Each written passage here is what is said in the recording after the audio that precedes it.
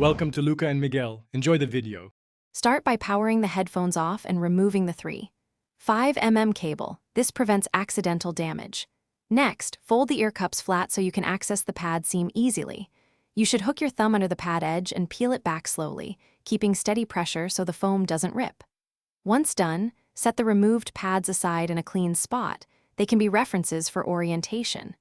Make sure to note which side is left and right before moving on. Now, clean the exposed cup rim. Use a lint-free cloth and light isopropyl if there's grime, because a clean surface ensures a snug fit. Take the replacement pad and align its notch with any port or connector tabs on the ear cup. Orientation matters for comfort and button access. Starting at the top, tuck the pad lip under the cup rim and work around the circumference, stretching evenly so the seal is uniform. Make sure the pad sits flush, no gaps or uneven tension. Finish by inspecting the pad all the way around, confirm a uniform seal and that no foam is pinched. Reconnect the cable and power on, then play audio at low volume to test for proper sound and no rubbing noises.